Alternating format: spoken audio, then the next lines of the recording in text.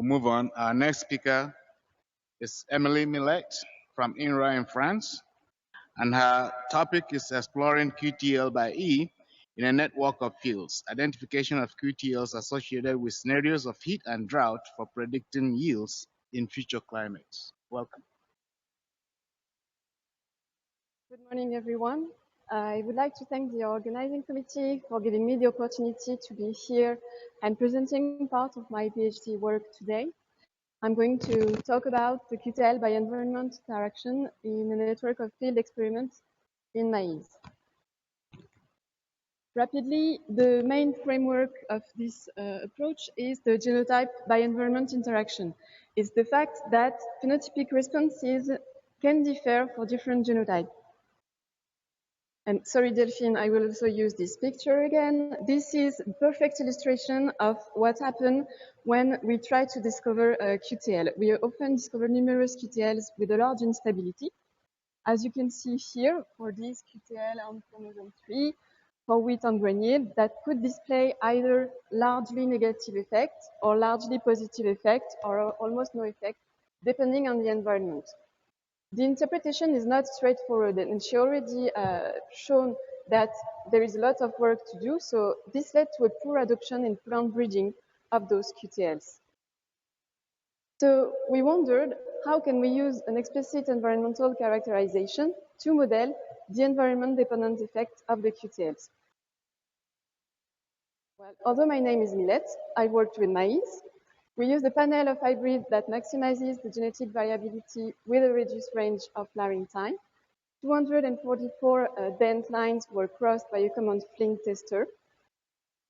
The lines were genotyped with a high-density genotyping, about 500,000 markers, SNP markers. And the experimental sites were chosen over a climatic transect over Europe, plus one location in Chile. We had access to 10 sites in 2 years of experiment with 2 water regimes in each experiment, rain-fed and well-watered. So overall, we had access to 29 experiments by combining the site, the year, and the water regime. In each experiment, we've recorded the yield component and the environmental data. We tried to classify the 29 experiments, but which scenario should we use to classify those experiments? We did not use the data coming from our own network of experiments.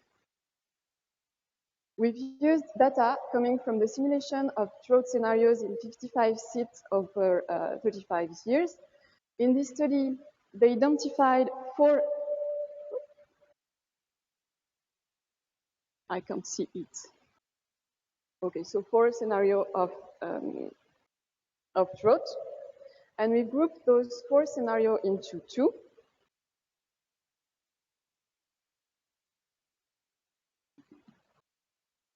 Okay. I have to switch it. Okay, thank you. So we grouped these 4 scenarios into 2, in well-water and water deficit scenario, using the soil water potential average around flowering time. We've also shown the importance of this period for grain yield, with a threshold of minus 0.1 megapascal. We then ascribed all of the 29 experiments into the 2 scenarios, and we've classified 20 experiments as well-watered and 9 experiments as water deficit. Then we define 3 scenarios of temperature, using a threshold of maximum temperature at 33 degrees and a threshold of night temperature at 20 degrees.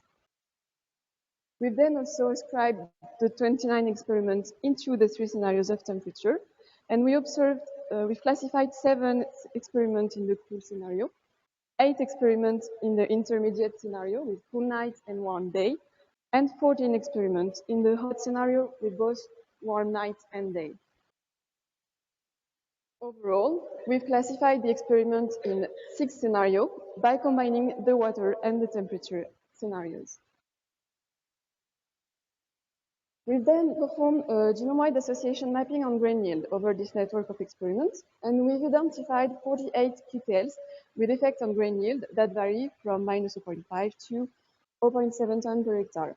And those QTLs were detected in average in 7 experiments, from 2 up to 22 experiments. This is illustrated here with all the 29 experiments and the 10 chromosomes of the maize. The green color meaning a positive effect of the QTL, and the blue color meaning a negative effect of the QTL. So here we observe the classical instability of the QTL that could appear in different experiments, either in a lot of experiments or only in 2 experiments. So we used the scenarios to try to explain this instability. For example, this QTL was detected on the chromosome 3. You have the 29 experiment and the allelic effect of this QTL. In that case, we observed the pattern of highly positive effect in well-watered experiments and almost no effect in water deficit. To go further, this was statistically tested, and there was a significant effect of the water scenario with large positive effect in well-watered. More quantitatively, we also tried to test the effect of the soil water potential average around flowering time. And here again, there is a significant relation with the allelic effect and the soil water potential. So overall, this QTL could be considered as a QTL of plant performance under favorable conditions. Those tests were performed for each of the 48 QTLs. And we classified 25 QTLs with larger allelic effect in favorable conditions, 8 QTL with high allelic effect in hot, 12 QTLs with high effect in water deficit, no effect in well-watered, and only 3 QTLs among the 48 did not display a clear pattern of allelic effect.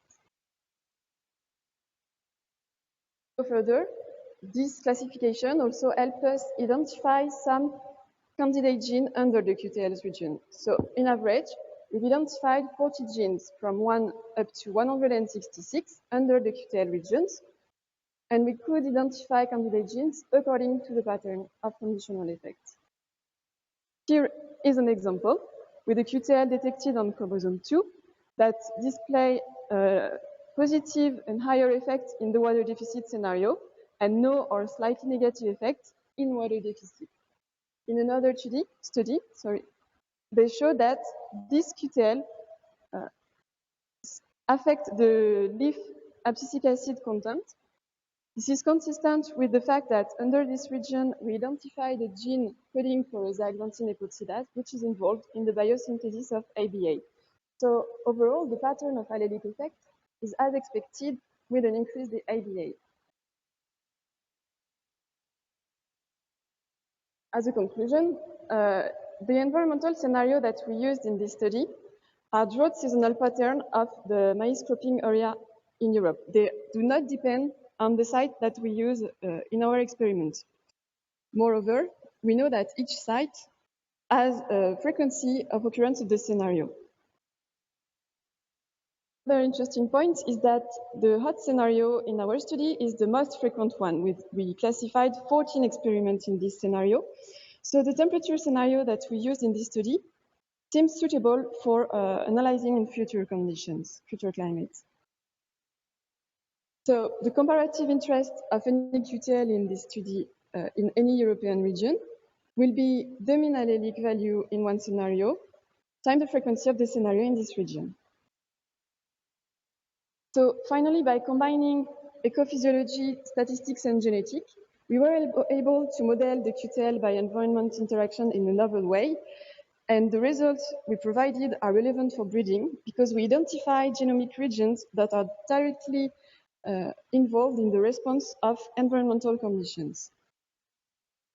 So this work was achieved in the framework of the DROPS European project and Amazing French project, in a collaboration with a lot of people that I would like to thank a lot today, and also all of the partners of these 2 projects. And thank you for your attention.